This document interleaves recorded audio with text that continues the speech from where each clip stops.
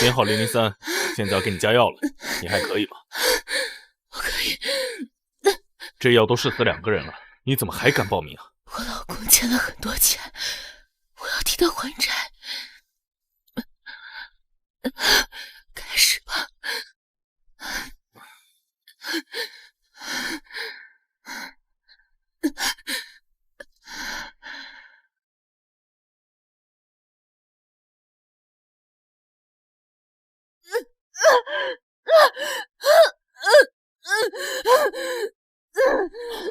没关系，老公，为了你，再痛苦我也愿意。沈泽死的倒是轻松啊，可他欠我的债1分都不少。他拿假药骗了我3个亿，他好大的胆子！不可能，沈泽不是这样的人，一定是他手底下的人阳奉阴违的陷害了他。我管什么陷害，我只要钱，要不然我让人把他挖出来，榨干他的最后意志。不要，不要，我还，我替他还。还？你拿什么还？你一个家庭主妇，干什么呢？你3个亿3个亿。不过我这倒还真有个事儿，只要你愿意干，3个亿的债不但可以一笔勾销，而且我还保证不会去动他们名目。你要干什么？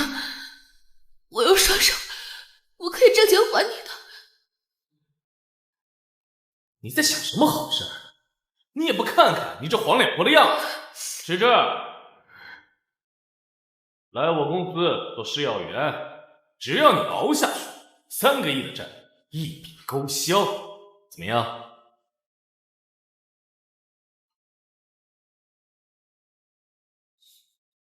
别给脸不要脸啊！我给你，可比沈泽欠我的多多了。要么我把沈泽挖出来，要么来我公司当试药员。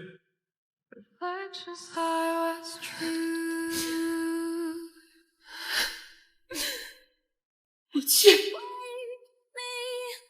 要能让沈泽清清白白的死，再痛苦我也愿意。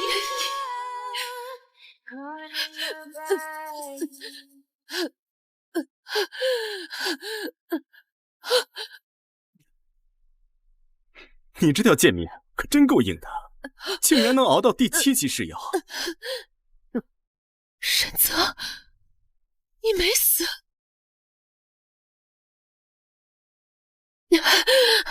你不是猝死在办公室？我明明看见医生跟你盖了白布，还签了死亡确定书。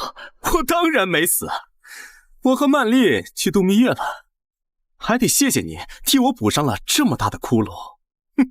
再说了，你作为沈太太享了3年的清福，也该帮帮沈泽哦。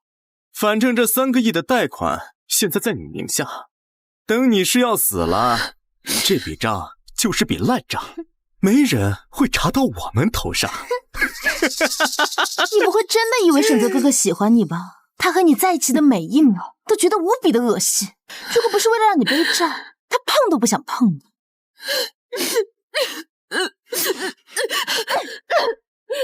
你这贱人，不把试药做完，我们怎么拿到钱？以上，最后1期试药提前。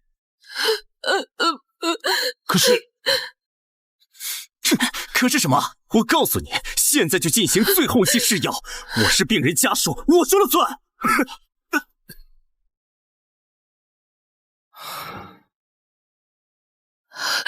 不要！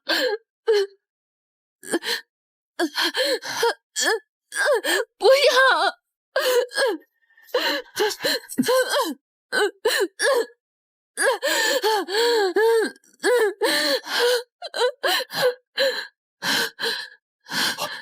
病人心率骤降，血压也在掉，需要停止注射。不许停！必须把最后一击注射完。就是，反正他是自愿的，签合同了你怕什么？反正他贱命一条，死了也没什么。我是病人家属，我同意进行最后一击试验。开始吧。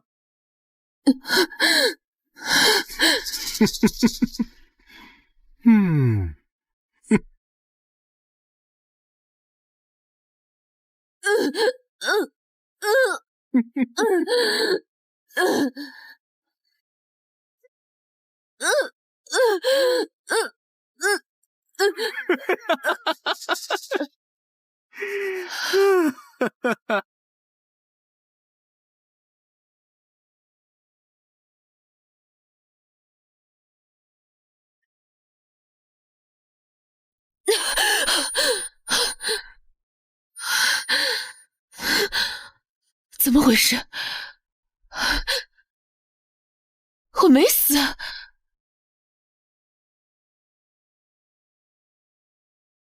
这不是沈泽猝死那天吗？难道我重生了？你说这能行吗？万一被识破了怎么办？妈，你放心吧，我已经买通了太平间的工作人员，不会有事的。妈，这是公司新研发的药剂，喝了能让人假死。还是你想的周到。事成之后，你俩去度蜜月，你可得给我怀上个大胖孙子啊！妈，你瞎说什么？这个林灿就是个不下蛋的母鸡，你这肚子可得争点气。妈，其实曼丽已经有了啊！真的？哎，太好了，曼丽啊，你可是我们家的大功臣，你放心，我肯定让他俩离婚，让你堂堂正正的进我们沈家的大门。哎呀，他来了，他来了，他来了！快快快！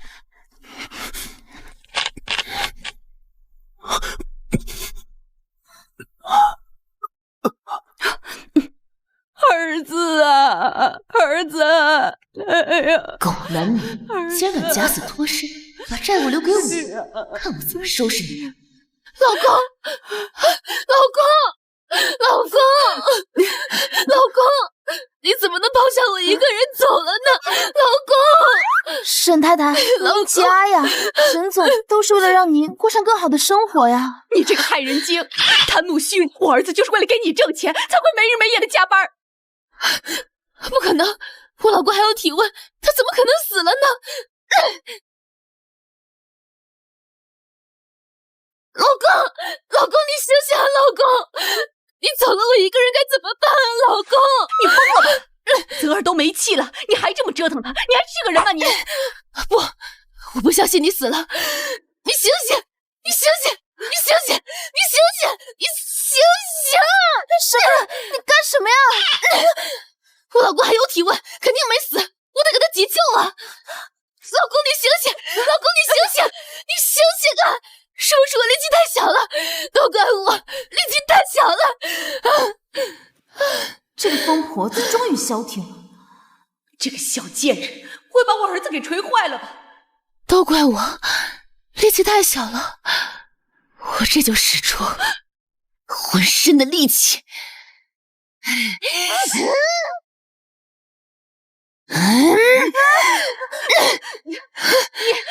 太太，你会把泽儿打伤的。是啊，您不是说沈总还有体温吗？我们现在应该带他去医院看看呀，说不定还有救呢。你不是说他死了吗？我只是摸着他没有心跳了，不然带他去医院看看，说不定还有救呢。对。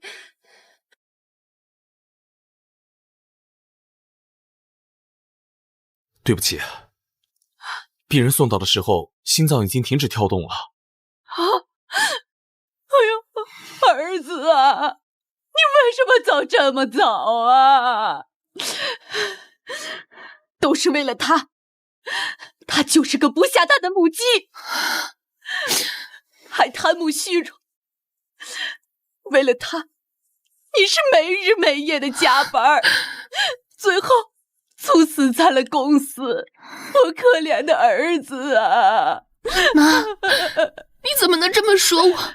你看我身上一件首饰都没有，是你要吃燕窝带翡翠，所以沈泽才会没日没夜的加班的。不管怎么样，你都得跟他离婚。妈，沈泽他已经死了，我啊那是丧偶，不用办离婚手续。那也不行，你嫁进我们沈家3年，都生不出来个孩子，而且还让他为了你加班，猝死在了办公室，你就是个丧门星，我不想再跟你有半点关系。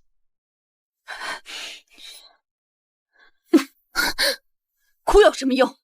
现在我儿子都死了，你留在沈家也没有意义了。当初我就不同意他娶你这个丧门星，你赶紧签了字滚！妈，你怎么能这么说呢？沈泽他尸骨未寒，你就让我签离婚协议？难道你是怕我分家产吗？我怎么可以在他这个时候离开他？想什么呢？离婚了，我还怎么处理他的尸体呀？俗话说得好，一日夫妻百日恩，我也没那么绝情。这样，公司归你，房子跟车子归我。我毕竟年纪大了，还要养老。沈泽的公司可是日进斗金啊，我对你可是够好的了吧？婚是一定要离的，但不是现在。不过，想把这个满是债务的顾客公司丢给我，没门。妈，我什么都不要，我只想陪沈泽走完最后一程。别跟我扯那些没用的，我告诉你，这个字你今天必须得签。我儿子已经走了，你还赖在我们沈家，难不成你想占便宜啊？你妈说的对啊，沈泽已经走了，你还年轻，可以趁早改嫁吗？你安的什么心？难道你老公死了，你就立马着急找下家？我没有，这怎么可能呢？我是不会签的，只要我是沈泽的妻子，我就有权利处理他的身后事。你们别想赶走我。沈泽的后事由我来操心，你管不着。妈，你不觉得沈泽死得很蹊跷吗？这有什么蹊跷的？他就是因为加班太累了，猝死了。都怪你，你这个小贱人，一点都不知道关心他，就知道在家里享福。妈，我这么说是有原因的。这个就是我在我老公办公室找到的小药品，说不定啊，就是有人想害死他。糟了，当时太慌了，忘记处理掉了。所以，我一定要查清楚他死亡的真相。医生，我怀疑沈泽是被人害死的，所以我要求解剖。我要求对沈泽的尸体进行全面检查，还他一个真相。解剖是需要征求家属同意的。我就是他的老婆，我同意。不行，我不同意。我儿子已经死了，你们还想在他身上动刀子，让他不得安生。凌灿，你这个毒妇！妈，就是因为要让他安息，所以要查清楚真相。你难道要让凶手逍遥法外吗？什么凶手？你胡说八道什么呢？用不知道哪来的小破药瓶子就想讹人吗？想钱想疯了吧你！是不是讹人？化验一下就知道了。我要求解剖，还他一个真相，让他死个明白。解剖什么解剖？我不同意！我看谁敢动我儿子！妈，我只是想让沈泽死个明白，万一真的有人要害他怎么办？谁会害他？我看只有你这个小贱人想害他。林灿，妈，阿姨对你已经够好了，那么赚钱的公司都愿意给你，你还有什么不满足呀？等这个贱人接手了公司，就等着赔死吧。我不要公司，我只要查清楚沈泽的死因。够了，你闹这么一通，不就是想为了不离婚多要钱吗？大不了房子也给你，但是这个婚必须得离。反正房子在我名下，大不了等他住进去，我再把房子卖出去，到时候他就等着被赶出去吧，我就换个新房子。我可以不解剖，我也不要房子，但是我要带走一些东西。你这个丧门星，你到底想什么？下一周就是我和沈泽的结婚纪念日，我看见沈泽的订单里面有很多名牌包包和珠宝首饰，价值一共1个亿左右。我想，那一定是沈泽买给我的结婚纪念品，那是我们爱情的见证。我什么东西都不要，我只要带走这些就好了。你放屁！那是我儿子买给我的。可是订单的备注上写的是“老婆我爱你”啊，难道……你个小贱人，少在这胡说！妈，那是沈泽因为我怀孕奖励给我的。舍不得孩子套不着狼，去拿。等等，等等，我老公买给我的礼物，你怎么知道在哪？难道你经常去我家，还是说东西就在你那？这怎么可能呢？我当然不知道了，我只是看阿姨太伤心了，站都站不稳，想送她回去而已。对，他只是要送我回去。我儿子刚走，我这么伤心，你就逼着我回去给你拿珠宝首饰，你个黑心肝的，一点儿都不懂得怎么照顾人。我儿子怎么娶了你这么个丧门星？这个婚早就该离了。我只要拿到沈泽给我的最后礼物就好了，至于名分的事情，我不在乎。那你保证拿了东西就在离婚协议上签字？我会的。贱人，要的这么突然，我都没时间把他们换成假货。我只是想要留下一点念想罢了。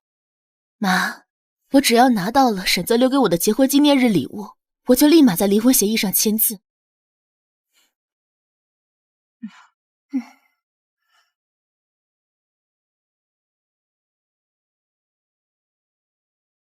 沈泽，咱们的账慢慢算。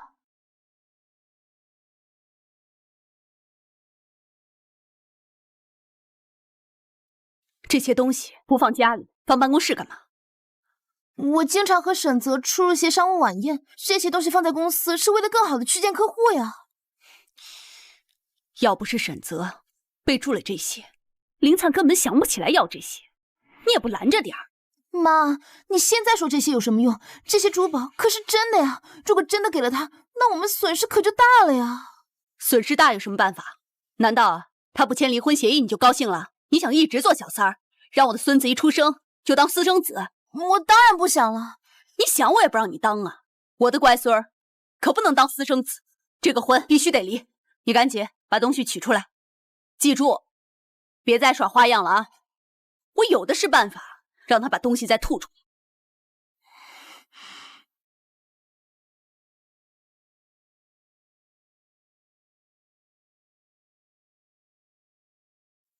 贱人，都是沈泽给我的，凭什么拿走？有几件特别贵重的首饰，不敢带出去，怕弄丢，特意买了 A 货，就把那几件留下了，给林灿 A 货就行。哼。反正她一个家庭主妇，什么都不懂。你磨蹭什么呢？赶紧装完给他送过，让他赶紧签字。没什么，我看看有没有什么遗漏的。啊，我瞧瞧，你倒是挺会挑啊，尽捡贵的。这些都是沈泽送给我的，我也不知道这么贵重，都是他自己买的。行了，东西再贵，没我孙子重要。等离了婚，把公司那个烂摊子甩给他，到时候就说泽儿的葬礼要大办，逼他把这些东西都吐出来，不就行了？眼皮子啊，不要这么浅，不要因小失大。万一他反悔不离婚，那我们的计划就全完了。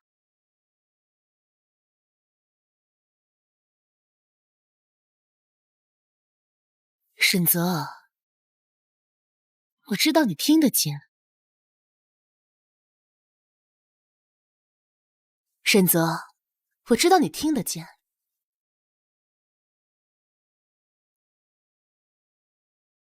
老公，你怎么就丢下我一个人走了呢？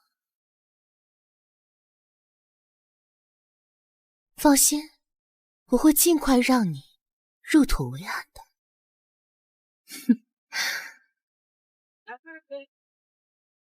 女士，请节哀。按照规定，吉日火化需要直系亲属签署同意书。我就是他唯一的直系亲属。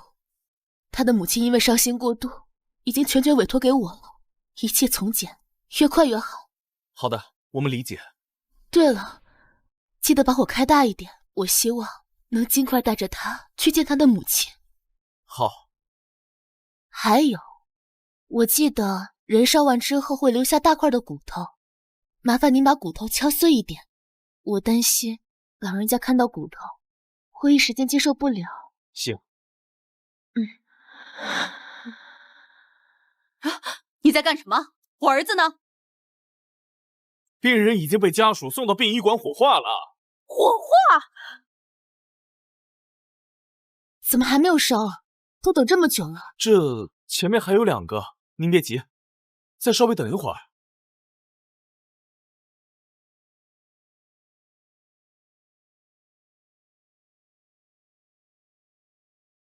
帮我插个队，跟前面的家属协商一下，我想尽快。好。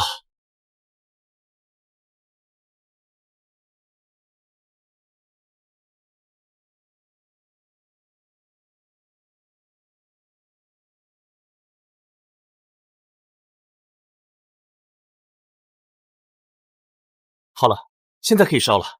您放心，我们这炉子火力足，保证烧得干净。能交给我吗？我想亲自送他一程。好。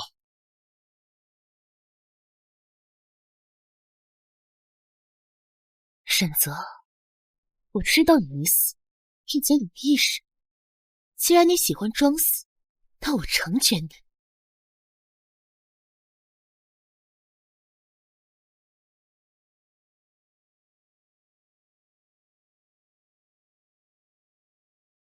所以让我实验，可比这痛得多。全身的骨头痛得都像断了，每一寸肌肤都如同烈火灼烧。今天我也要让你尝尝这样的滋味。你这个毒妇！谁让你把我儿子送到这儿来的？他明明还没死。老儿年纪大了，一时间接受不了。妈，我怎么就恶毒了？沈泽已经死了，我是让他尽早火化入土为安，不然尸体放臭了怎么办？滚！你这个丧门媳妇，根本没资格送我儿子。我们还没有离，我说沈泽还是合法妻子，我怎么就没有资格送他了？贱人，你不配做泽儿的老婆。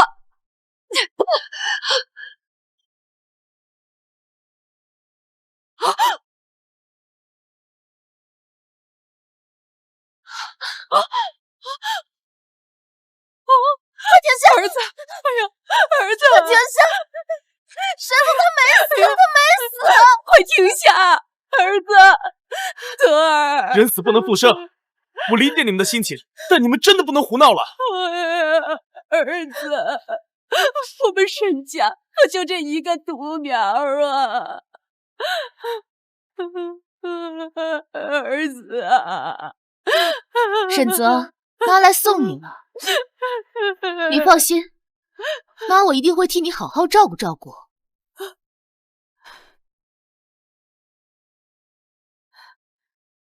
滚开！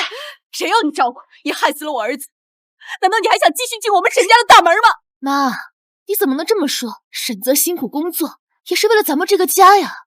谁说这个了？我儿子明明还活着，你却把他给烧了，就是你害死的。妈，你到底在说什么呀？医院已经出具了死亡证明，沈泽怎么可能没有死？是啊，他送过来的时候身子都凉透了。怎么可能身子都凉透了？不可能，这药只是让人看起来像昏死过去，但并不会让人失温啊。你们找东西太久，我担心沈泽的尸体放臭了，所以把他在冷冻室里面多放了。贱人，就是你害死了我的儿子。沈总明明没有死，你怎么能把他放到冷冻柜呢？什么？沈泽没死？不可能！沈总真的没死，你快把火关了呀！这里是火葬场，不是你家，你说关就关，没烧过时长是不会停的。哎呀！说沈泽没死，到底怎么回事？我给他吃掉，明明只是让他昏睡过去，他不可能死的呀！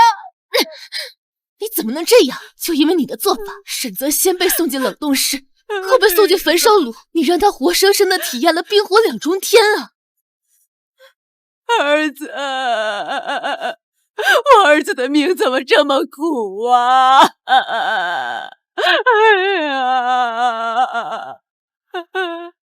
林小姐，这是逝者的骨灰，也按照您的吩咐，把烧成的大块骨头敲碎了。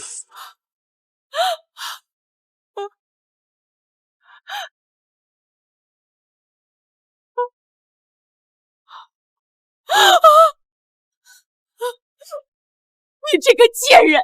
我儿子都已经死了，你还要把他挫骨扬灰啊！泽哥哥，你这个贱人！我要让你给我儿子偿命！妈，你怎么能这么说？都怪他！要不是他给沈泽下药，沈泽怎么会被错误的确认死亡？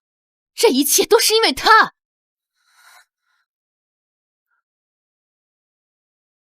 是不是你想要吞了我们沈家的产业，故意害死他的？不是的，我给沈泽的药只是让他昏睡24个小时，我不知道为什么会这样。现在说这些都没用了，我们还是好好的处理后事吧。遗产总得分一分吧。遗产？你这个小贱人，还想分到遗产？我呸！做梦去吧！妈，公司公司给你，别的你想都不要想。公司？妈，沈泽的公司那么赚钱，我怎么能要呢？您呀，还是留着公司好好养老吧。这个公司我才不会要，欠了那么多钱，我要那个破公司干嘛？那么赚钱的公司您都不要，这里面不会有坑吧？那么赚钱的公司您都不要，这里面不会有坑吧？你少在这胡说八道！我就是太善良，才愿意把公司分给你。我儿子的工资好得很，日进斗金。我就是年纪大了，不想操心这些乱七八糟的事。您看您这话说的，我就是一个普通的家庭主妇，管理公司的事情，那我更不懂了。那是你的事儿。我儿子的公司在你手上倒闭了，那是你自己没本事。那好吧，既然您不愿意接管公司，只好我接手公司了。我可以把公司抵押出去，这样多少还可以换一些钱。公司早就被抵押出去，你以为还能换到钱？虽说公司是抵押出去了，可员工还是咱们自己的。我听沈泽说过，他跟员工签了10年的合同。现在啊，员工的工资比市场价可低多了。虽然我不会管公司，但是员工我可以外包出去啊，这样不就可以赚钱了？公司有2万员工，一个员工赚1万块钱，那1年就是2个亿。还有啊，公司还有一些电脑啊、桌椅啊、配套设施什么的。虽然说二手的卖不上高价，但是凑一凑，总能凑出1个亿吧。你说的是真的？当然了，只不过员工外包的事情可能缓2、3个月，毕竟我一直在家，也不认识什么大老板。我会经营公司，让我来管吧。我会经营公司，不如让我来管。那怎么能行呢？公司可是我和沈泽结婚之后开的，属于我们夫妻共同的财产，给你管算什么事儿？实话告诉你吧，我肚子里怀的可是沈泽的儿子，我管沈泽的公司，名正言顺。不对呀，苏曼丽怎么可能怀孕了？明明是沈泽没有什么生育能力呀！天哪，沈泽这是戴了好大一顶帽子。哦，你怀了沈泽的孩子啊，那是天大的好事。不过我依旧是沈泽法律上的妻子，公司的财产我依然会分走一份，每年分我1个亿，不过分吧？你个小贱人，想都别想！曼丽怀的可是我们沈家的金孙，曼丽理应接手公司。林灿，你一个外人有什么资格接手我们家的产业？哼，赶紧把这离婚协议签了。哼。我怎么可能会签呢？只要我不签，我就是沈泽的遗孀，我就有资格分走沈家的钱。毕竟在家躺着，每年就可以赚2000万，我可不签。哦，你说你怎么样才能签离婚协议？给我2个亿。2个亿？你怎么不去抢呀？拿不拿得出来是你们的事情，我只认这个数。要么拿出2个亿，我就立刻签离婚协议；要么我就继续做沈太太，以后啊就躺在家里分钱，以后公司收益有我的一半，你们员工外包的钱也得有我的一份。你个黑心肝的，泽儿刚走你就狮子大开口，你不怕遭天谴吗？妈，我只是太爱沈泽了，我不想离开他，反正我有的是时间，就是不知道苏曼丽肚子里的孩子还等不等得了，总不能让孩子生下来就是个私生子吧？妈，你别委屈了孩子，再想想办法呀。2亿太多了，顶多1000万。1000万？妈，沈泽给你买的这个翡翠手镯都不止1000万吧？你做梦，这可是顶级翡翠，有价无市。再说，这是泽儿留给我的遗物，你想都别想。切，我才不想要呢！明明就是路边摊买来的铸胶手镯，沈泽英说是拍卖来的，笑死！没想到老太太还真信。那你手镯也不给我，公司也不给我，钱也不给我，我当然不会签了。那我只好继续做我的沈太太了，以后啊躺着就可以分钱。这钱我给，我给你。可是我没这么多现金，这些包包、珠宝首饰我都可以给你，只要你肯签离婚协议。这些都是沈泽婚内买给苏曼丽的，备注还都是给老婆的，无法律风险。不行，你别得寸进尺，怪不得泽哥哥不喜欢你，你是掉钱眼里了吧？你这些啊都是二手货，虽然买的时候钱很多，但是卖的时候会大打折扣，这些根本都不够。别以为我不知道，沈泽买给你根本不是这些。城南，沈泽以你的名义在城南买了3套大平层，这下总够了吧？他以为城南的大平层不值钱，可他怎么也想不到，只要再过几个月，工部那边规划的新地铁线，并且配套大型商超，甚至还有名校入驻，房价直接翻3倍。唉，虽然城南那套房子不值什么钱，但总归是我离开了沈家有个去处。行，我签吧。哼。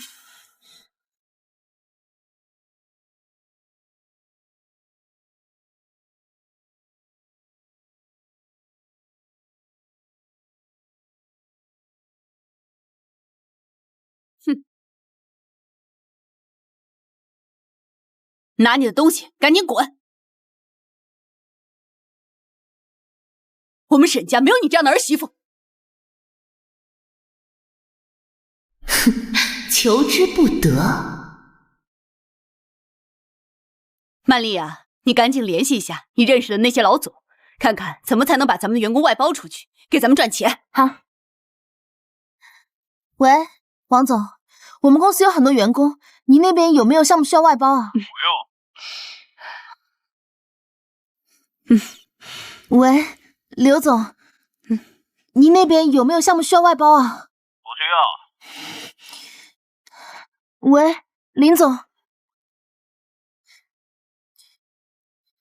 怎么都不需要啊？苏曼丽，沈泽欠我的3个亿，什么时候能还上？沈泽已经死了呀。嗯，他死了。哼，可是公司现在不是你在管吗？这钱可不就得你还呀？周总，您再宽恕我们几天，只要我能把员工外包出去，马上就有钱还给你。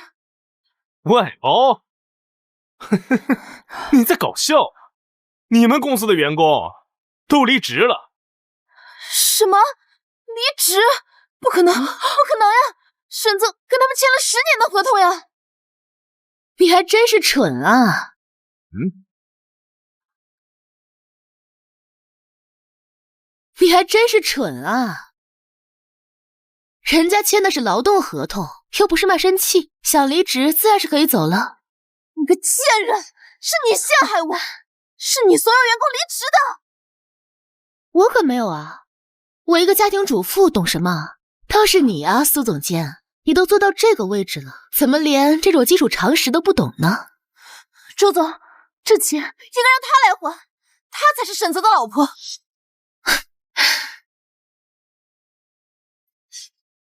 我和沈泽已经离婚了，并且现在公司已经归苏曼丽管，她肚子里面可是怀了沈泽的孩子，继承公司名正言顺，可不关我的事儿。苏小姐，既然现在公司是归你管，那这3个亿的债你可得还了。我给你3天时间，要是你还不上，那你就去我在东南亚的厂子里接客。至于你儿子，我会给他从小注射药物，让他去参加人妖表演。周总，你再宽恕几天，我一定能想到办法的。周总，您看在我们沈家跟您曾经合作过的份上，再给我们一次机会，我们只要把员工外包出去，就马上还钱。外包员工，我劝你们啊，别白费力气了。那些员工啊，早就被我介绍到其他公司去了。你以为你们开的那点工资能够招来人啊？是你搞的鬼！我可没有逼他们走，都是他们自愿的。毕竟啊，谁不愿意多赚点钱呢？周总，你看，都是他搞的鬼。我们本来是有钱还给你们，都是他。林灿，虽然沈泽已经死了，但你作为他的前妻，你也有义务还上这笔债。谁说沈泽已经死了？谁说沈泽已经死了？要是沈泽没有死，是不是这笔钱就由他来还？那当然了。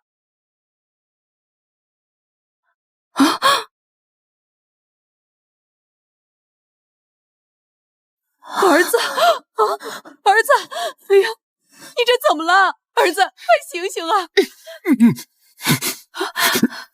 贱人，你敢这么对我？儿子，你还在就好，还在就好啊！你身上怎么这么凉啊？你这个贱人，我没想到你心肠竟然这么歹毒，把我关在冷藏柜里一整天。哦，那是冷藏柜啊，只有5度而已，冻不死你的。泽儿没死，那骨灰是怎么回事？我奶奶下的猪得了猪瘟死了，烧掉呢可以防止感染。哎呀，好啊，沈泽，你还真能躲呀！带着小三卷款跑路，还让前妻替你还债，挺会玩呀！周总，这里面有误会，我也是被人算计了。泽哥哥，你快给周总解释，我们不是不还他钱，都是林灿，他把公司搞垮，还把你给藏起来了。对，没错，所以这钱得让林灿来还。你让我还钱？你这是好大的脸！我们已经离婚了。钱是在我们结婚的时候借的，离婚是借钱之后的事，所以这钱你至少得还一半。对，没错，得还一半。哦，是吗？可是这笔钱并没有用于我们夫妻共同生活，所以不必负担这笔债务。你个没良心的！这些年你花了我儿子多少钱呢？让你付出一点怎么了？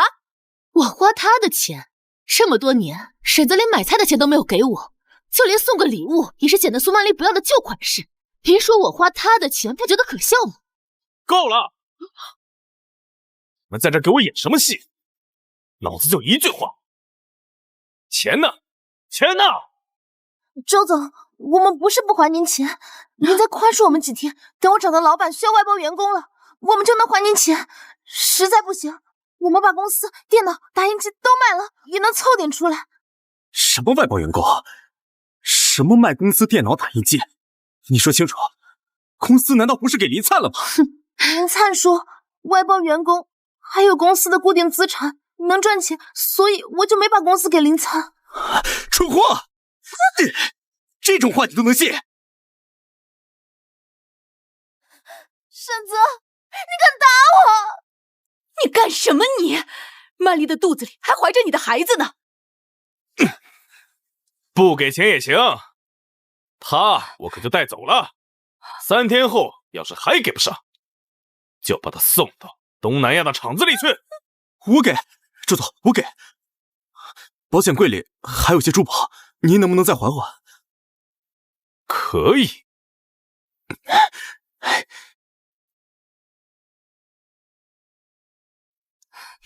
珠宝呢？手表呢？都去哪儿了？为了让我和你离婚，这些珠宝手表苏曼丽已经全部给我了。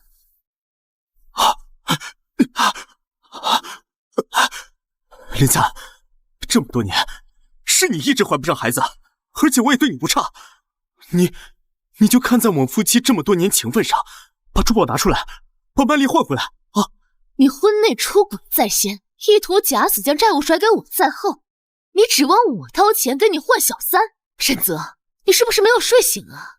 我知道是我的不对，但那你就看在孩子的份上，你就当帮帮我。帮你？这辆车是你的吧？你怎么不拿它抵押还债？还有，你海外还有栋别墅，怎么不卖了还钱？你是不是不想还钱？好啊，沈泽，看来你是有钱还不想还呢。看来这娘们儿还是没有钱重要。好，我现在就把她送到东南亚去。我还。妈，咱先把曼丽换回来再说吧。妈，这个镯子你先别给，咱们老家不是还有套房子吗？啊！哎呀，什么镯子？镯子能有大孙子重要吗？那这镯子，你看能给多少钱？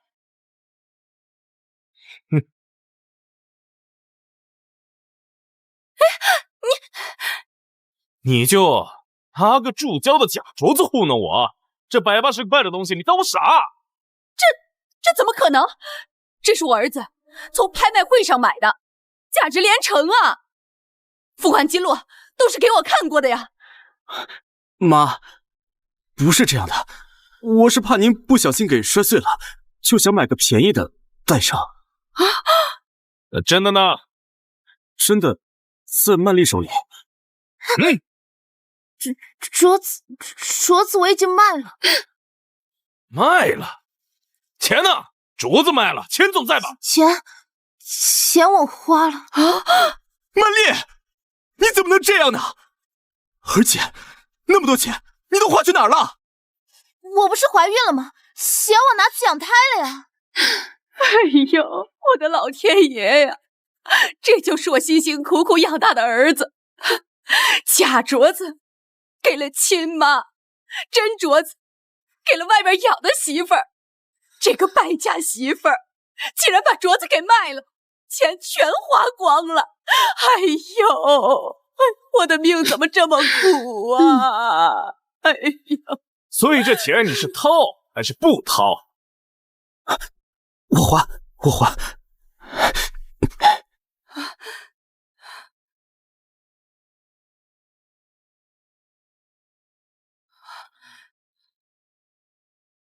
目前只有这些了。哼，这才多少呀，还差得远呢。周总，你总得给我们点时间，让我们凑够这笔钱吧。行，我再给你们3天时间。3天后要是还不上，我就把他们母子俩一起送去东南亚。反正那边的客人，哼，就是有喜欢这种孕妇。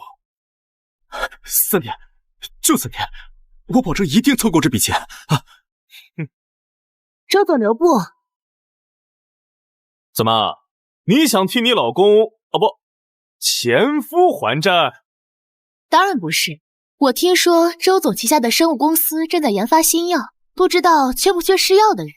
不如让沈泽试药还债吧。你当我想不到啊？那试药的金额只有5000万，他欠我3个亿呢，哪儿够啊？不，我给钱，我给钱。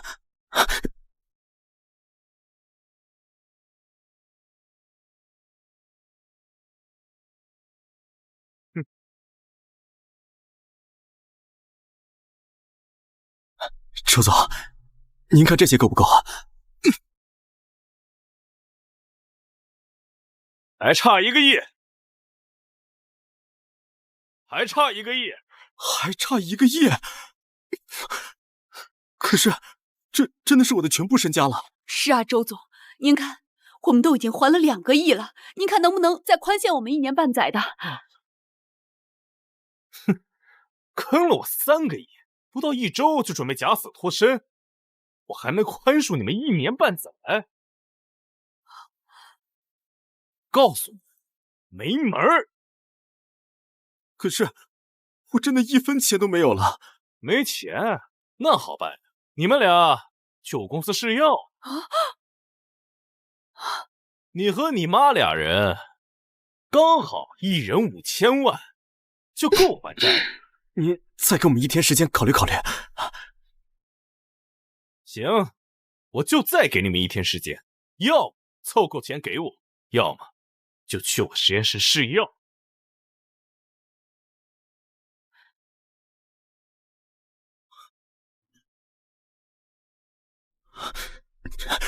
灿灿，我知道你那里还有些珠宝，你就拿出来吧，就当是借我周转一下。找我借？你不觉得你很搞笑吗？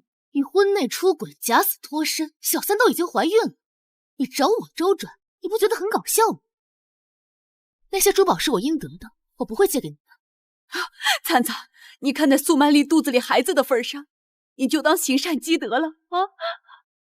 孩子又不是我的孩子，我为什么要管？再说，他假死脱身，企图把满是债务的公司丢给我的时候，他怎么没有想过行善积德呢？够了！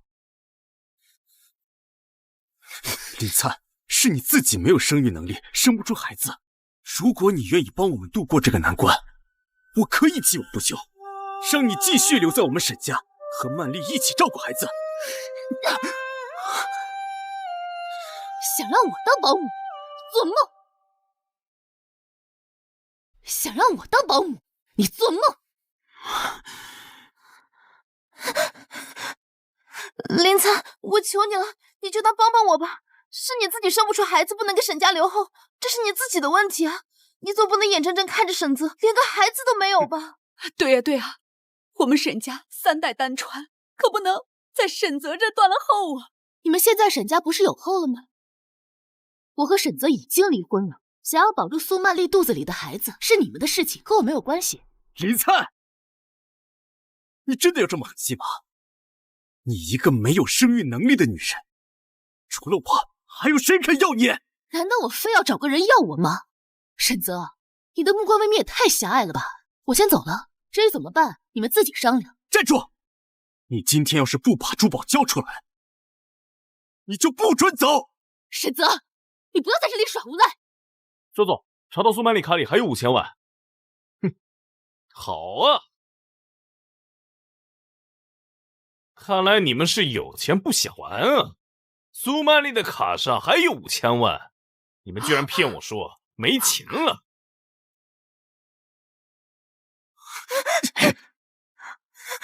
你居然敢骗我！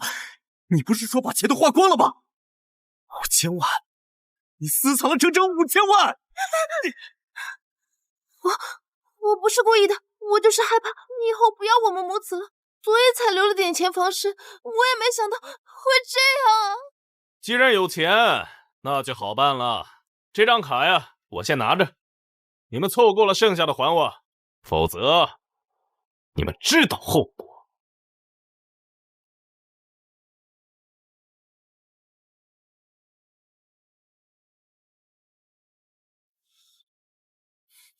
妈，现在我们只需要一个人去试药，这笔账就清了。你怎么不去啊？苏曼丽肚子里怀的可是你的孩子。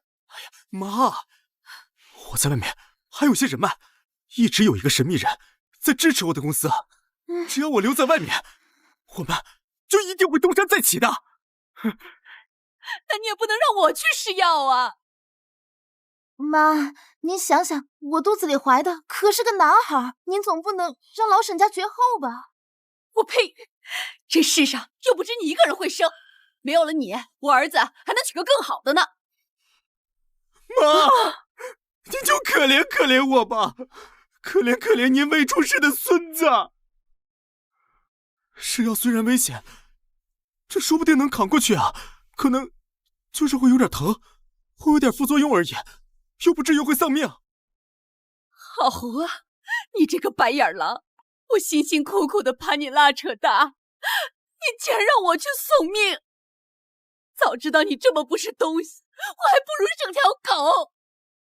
妈，泽哥哥也是没办法呀。您想想，要是您去试药，不仅能还债，还能保住我和孩子。可是要是泽哥哥去试药，你就彻底没有依靠了呀。我一个孕妇带着孩子也活不下去呀。哎呀，我命怎么这么苦啊！找了个藏私钱的女人，儿子还逼着我去试药。哎呀，我们沈家真是要完了呀！我们老沈家真是完了呀！都怪你，你这个狐狸精！要不是因为你，我们沈家不会落到这步田地。我跟你拼了！妈，你闹够了没有？周总那边可等着消息呢，这件事耽误不得，要是再耽误，我们全家都得完蛋。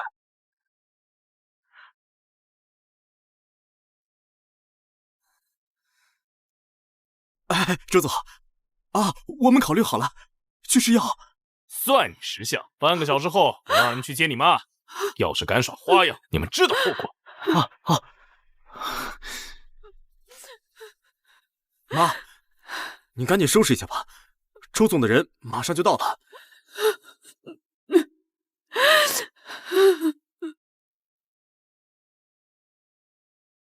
哎，你好，我是小沈。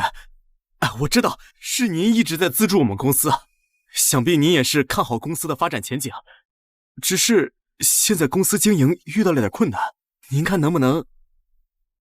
哎，好嘞，好嘞，那我就恭候您的大驾。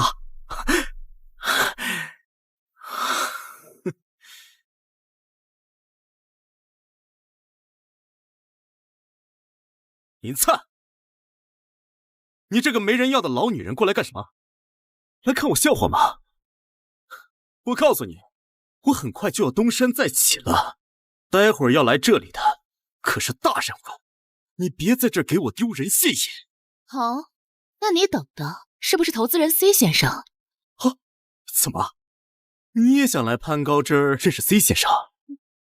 我告诉你 ，C 先生是看好我才投资的公司，你少在这儿痴心妄想。哦，那 C 先生什么时候到啊？应该也快到了吧，我给打个电话，好下去接一下 C 先生。你等的 C 先生就在这儿，你等的 C 先生就在这儿。不，怎么可能？你怎么可能会是 C 先生？除了我，就你那破公司，谁愿意投资啊？要不是我私下里给你补贴员工，你以为你开的那点工资还能留住核心员工吗？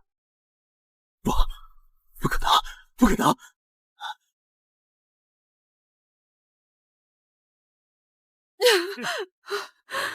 妈，你怎么会变成这样？周总，您对我妈做了些什么？做什么？你妈她连一点最基础的试药耐受度都没有，第一针下去就吐得昏天黑地，你还敢跟我谈条件？现在不仅有5000万的试药债没清，连我那些进口药的钱，你也得一并给我赔了，总共1个亿，3天内要么还钱，要……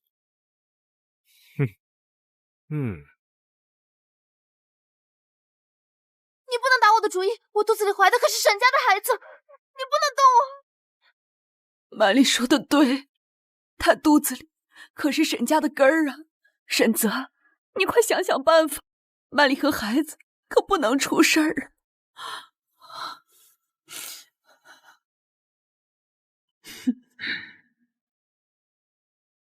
我欠。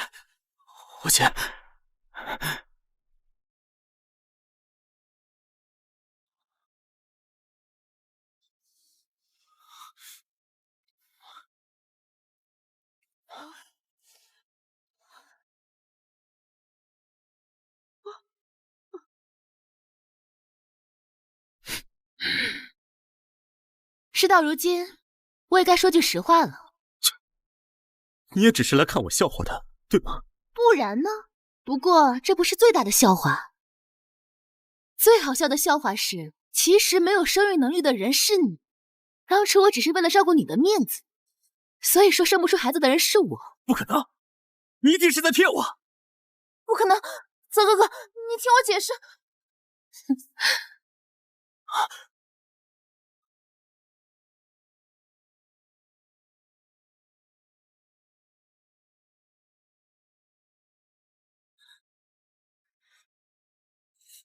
这个贱人，我要杀了你！我要杀了你！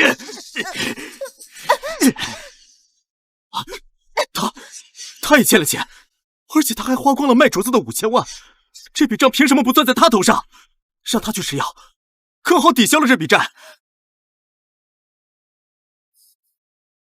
沈泽，你还有没有良心？就算孩子不是你的，我也是孕妇呀！试药的风险多大，你不知道吗？你就服他一尸两命吗？先别吵了，看看这个吧。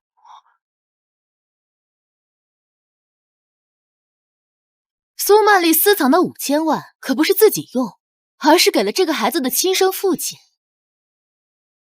就是你公司曾经的财务总监，在他卷款跑路之前，把你公司所有的流动资金全都带走了。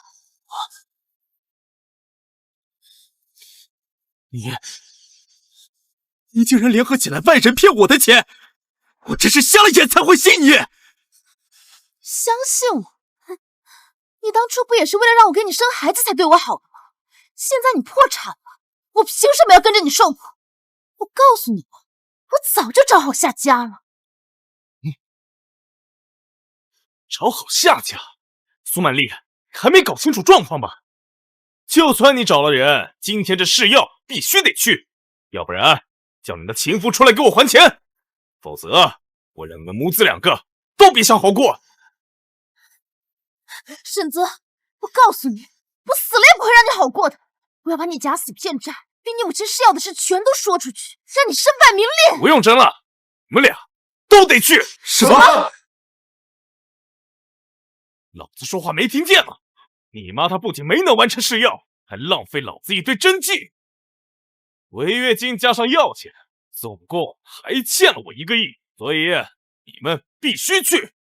我不去，我不去，由不得你。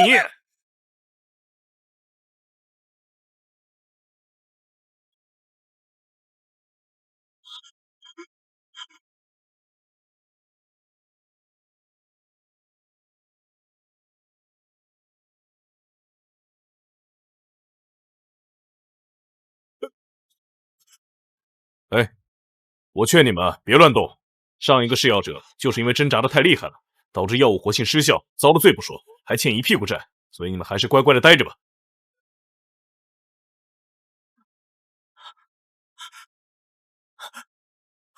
沈泽、苏曼丽，试药的痛苦，我总得让你们亲自试试。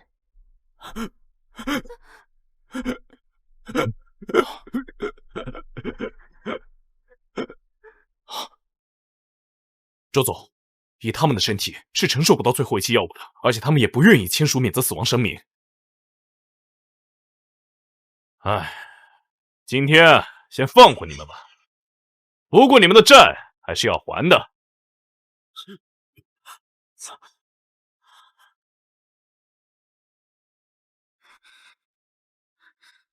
谢谢周总，谢谢周总。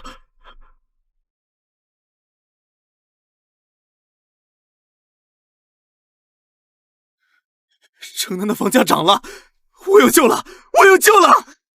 那我呢？滚开！给老子戴了那么大一顶绿帽子，现在还想让老子给你收拾烂摊子？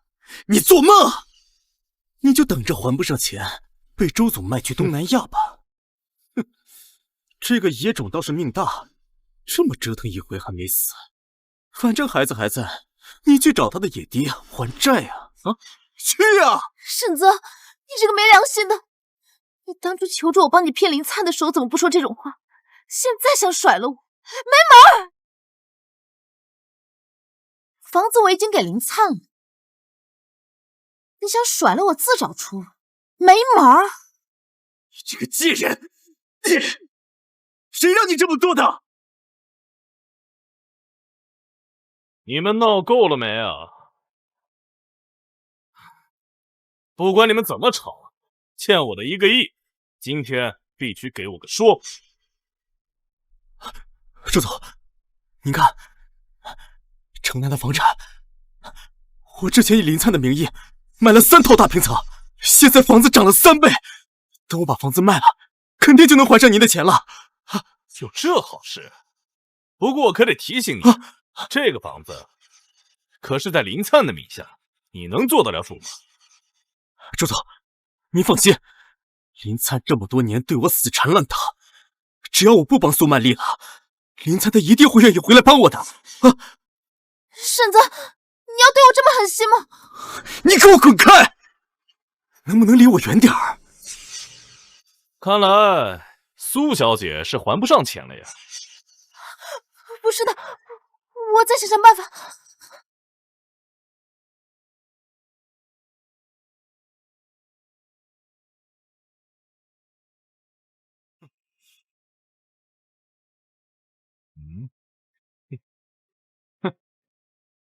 算了，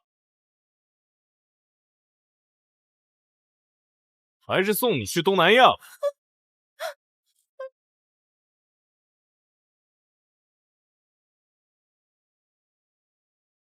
灿灿，我求你了，我真的求你了！要是我继续待下去，我会死在那儿的。求你把城南的房子还给我，让我度过这个难关。哦，还给你？啊，不是还给我，是借给我，借给我，我以后一定还给你。你觉得你现在说的话还有可信度吗？林灿，我知道错了，我求你了，我肚子里的孩子是无辜的呀！只要你帮我把钱还了，我以后再也不纠缠沈泽了。要不然的话，周总会把我送去东南亚的，我是无辜的呀！无辜？当初你帮沈泽骗我签死亡确认书，骗我接手公司的时候，怎么没有想到我是无辜的？唉，别在这演戏了，苏曼丽。你不是说你肚子里野种的父亲是你们公司的财务总监吗？哼，把他叫过来，要不然我现在就把你送到东南亚的厂子里。我联系不到他，他自从卷款跑路之后，就把我拉黑了。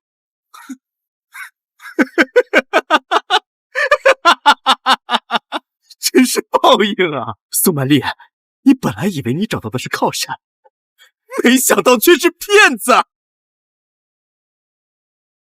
你以为你找到的是靠山，没想到却是骗子。要不然把你们2个都送到东南亚去了，如何？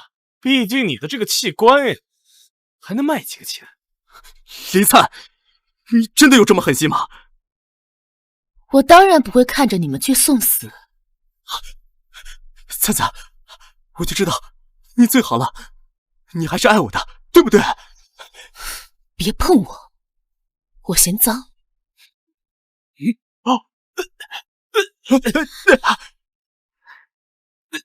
贱人，你竟然报警！